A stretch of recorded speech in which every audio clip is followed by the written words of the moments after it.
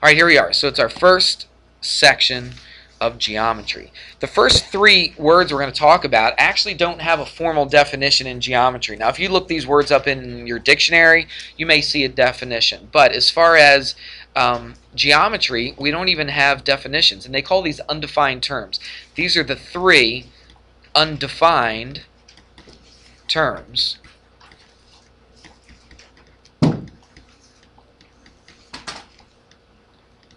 I don't know, I possibly could ask this on a quiz or something like that. But the first one, the number one, is point. So we don't really have a definition for it. We're just going to talk about it and just kind of talk about what a point actually is. And most importantly, how to label these things. That's really what I want you to get today, okay? How to label these things. A point is just a place in space somewhere. So this whole area, everything that we're in, is basically space. If I take one particular place, bang, right there, that spot right there, okay, that is a point. Now, how do we label a point? Well, we usually use what on a piece of paper to label a point, or to make a point? A dot, right, a dot, all right? Now, if you look at that dot, if I had a small enough measuring device, I could measure like how wide and how high, and even, now this is kind of all computerized, but if this was on a piece of paper, even how high, because if I took a pencil and I put a dot, or an ink pen, and I put a dot on a piece of paper, it actually does have a little bit of height to it. Did you realize that? If you get on that microscopic level, it is a little higher than the paper. It has to be, right? Because it covers up the paper. Would you agree? So it's got some width, some height, some depth to it. But a point in real life doesn't have any of those. It doesn't have any dimensions. It doesn't have any width. It doesn't have any height. But I do put a point just to symbolize where that place in space actually is, where that point is. Now, we always use a capital letter. This is what I really want you to get today, all right? All the theory part of this is not that huge of a deal, but I want you to understand how to label a point. And you label a point with a capital letter. One single capital letter. Everybody got that? Okay, pretty simple. So a point is always labeled with a capital letter. Let's do another of one of the other undefined terms. The second one would be a line. Now, this is when I was talking about the kid in the first class today. Well, actually, no, on the quiz. On the quiz, a lot of people messed this up and didn't label a line correctly. A line, basically, if I took a whole bunch of points and I put them end to end to end, and it just kept on going in one direction, or both directions, I should say, that would be considered a line. So this is, and it doesn't have to be horizontal or vertical. I'll just slant mine. Okay, that right there would be a line. Now, a line is made up of a whole bunch of points. Now, I haven't labeled every single point on there, and I haven't put dots for every one, but a whole bunch. In fact, how many points do you think make up a line if it keeps on going forever and ever? How many? As many as it can hold. How many can it hold? Say it. The world may never know. That's true. Give me a word, though. Give me a math word. Infinity, right. An infinite. There's an infinite number of points on a line. Everybody hear that? There's an infinite number of points on a line because it keeps on going. That's what those arrows represent. Those arrows represent that it keeps on going forever and it never stops. Everybody got that? So you can put as many points as you possibly could want on there. That's what the arrows indicate. I'm just going to put, now, what do you think the minimum number of points are to make a line? What if I just had 1 point? Could I make a line just with 1 point? No. I would have to have 2 of them. So we'll call it A and B. Does that mean there's only 2 points on that line? No. It means that I've only labeled 2 points on that line. Dion, you with me? So I've only labeled 2 points on the line, but there's an infinite number of points on the line. Everybody got that? Okay, I've labeled them. There's point A and B. Now, this is how we name a line. This is important. We're going to be using this for the rest of the year. I promise you. The entire year, probably in every single chapter, we're going to refer to a line. And this is how we do it. We use the 2 points, okay, that I've given you for that line right there, and we put a little line symbol over top of it. And you put arrows on both ends. That's supposed to be an arrow. That's a little ugly here on this left side, but you get the idea, don't you? Now, does it matter that you put the A first? No, doesn't make any difference. You can use any of the points. I could have 17 points that are labeled on this line. I'm not going to use all 17 to call that line whatever it is. I only use how many? 2. I only use 2. Do I use 3? What if I had a C right here? Would I call this line ACB? No. How many points do I use? I use 2. I used 2. And on that quiz, you wouldn't believe how many people, even in the honors class, I said name the line that does whatever, and people are using 3 points to name a line. And I take points off for that. I mark that off. It's wrong because I told you to name a point or a line with 2 points. Make sense? I know I'm harping on this, and you're like, okay, I get it, Mr. Hammer. You don't have to keep on going. It's 2 points on the line. All right, but I'm telling you, if the honors kids mess that up and they forget, all right, CP kids will probably do the same thing. All right, so there you go, 2 points. Now watch. I could call this AB, or put a little or on here. I could call it BA. It doesn't matter what order you put them in. Rayvon, what's another one? Rayvon, what'd you say? AC. I could call this AC if I wanted to. It's all the same line. I'm not naming different lines. I'm naming the exact same line, but you can name it all kinds of different ways. I could name it AC. What's another name I could? Okay. Well, if I said AC, let's go. Yeah, you could go CA, and then you could go BC, right? And you could go CB. Good. So those are all different options of naming this line. Just think if I stuck another point in there. Think of all the different options. There'd be a ton of them, wouldn't there? All right, I'm not going to go through them all, but there would be a whole bunch of different ways to name that line as well. But you don't use 3 of them. You don't use 1. You don't use 4. How many do you use?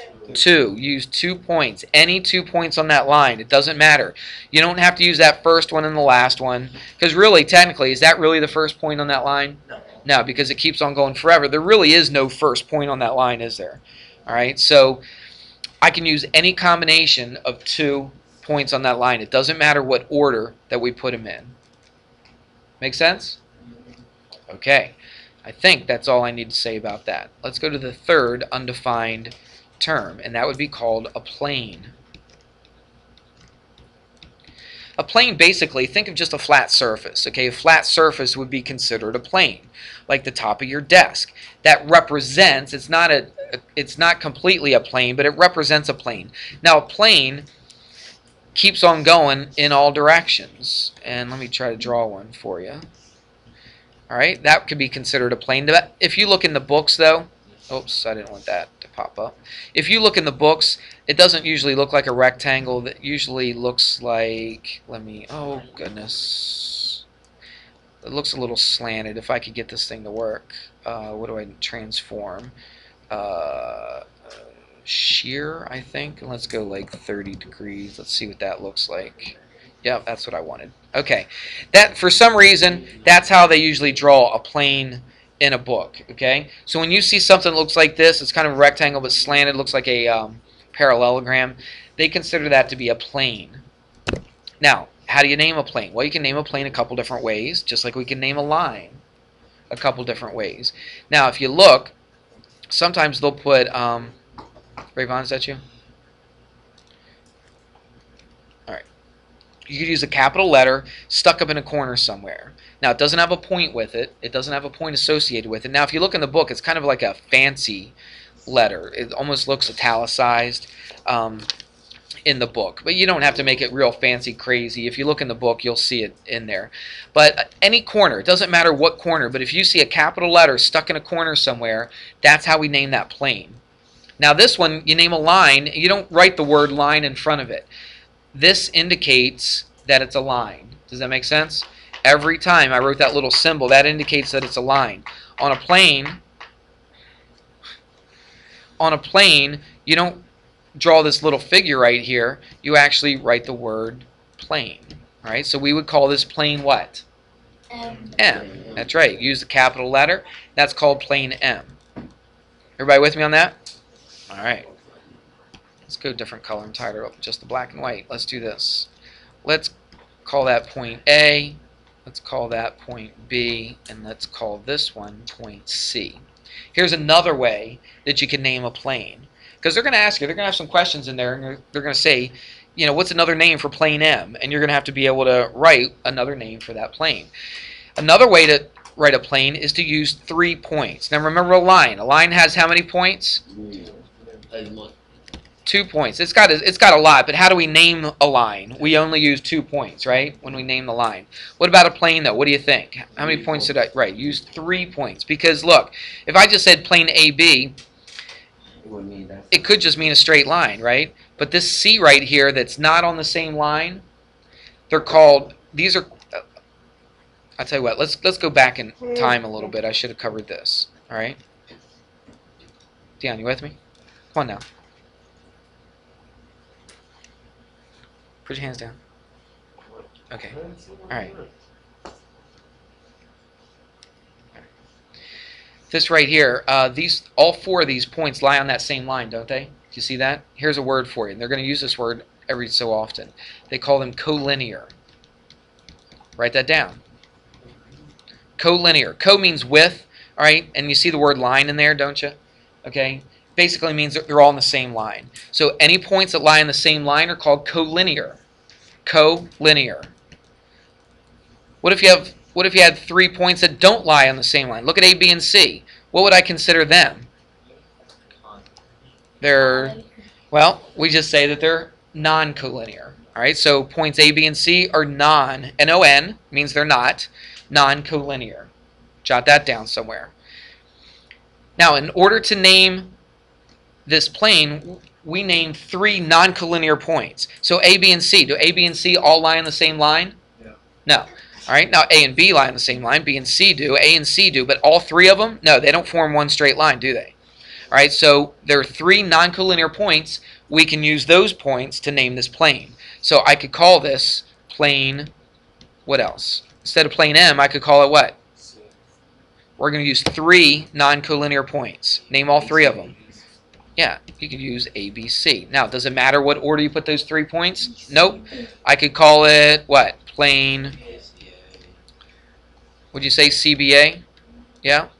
And you could do all the different options on this if you wanted to. Okay? So, that's how you name a plane. 3 non-collinear points make up a plane. You got it? Non-collinear. Let's jot that down. Non-collinear.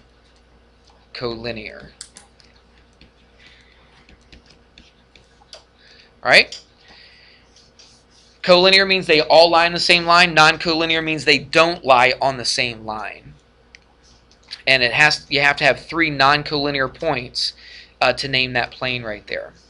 Let's draw something else on here. Let's go different color again. Let's go this nice blue. Watch this. Let's do this. Draw a little dot right there.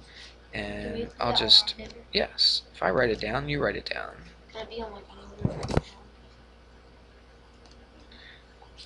And we'll go about like that. It's pretty close. Now that's one line. It's a little bit shaky in here where the dots are. But I want you to understand what this means. Look at this. And oh, here's another way. I almost forgot. Here's another way to name this line. Sometimes they'll put a lowercase letter right next to it. This doesn't mean it's any points or anything. It's just as a lowercase letter next to this line. We call this line L, right? Or anything. You can use any letter you wanted to, but you always use a lowercase letter. So I could have a line. Let's just do this. Watch. I could have a line like this, and not label any points on the line, but we'll put it like a little lowercase s right there. I could name this what? Line S. Now watch, I don't do this. I don't put an S with a line over top of it. Okay, I don't do that. If I'm going to use the lowercase letter, if I'm going to name it, this is what I do. I put line S. Make sense? If I've got points on the line, like I do here, then I use that little line symbol. If I don't have any points on the line, if I haven't labeled any points on the line, and I just use a little letter right here, it could be any letter, a lowercase, then I just say line S, and I write the word line out. I know this is a little tedious. I know it's not that exciting. Kenny, you with me? Get your head up. Tap him, Brooke. Okay. Kenny, get your head up. Write this down. If you write this down, then you'll stay awake. You're probably missing a whole lot of stuff here, aren't you? Look to see what you haven't written down and put that on there. Okay, you got to stay awake. Is it almost 15? Oh, thanks. I gotta stop.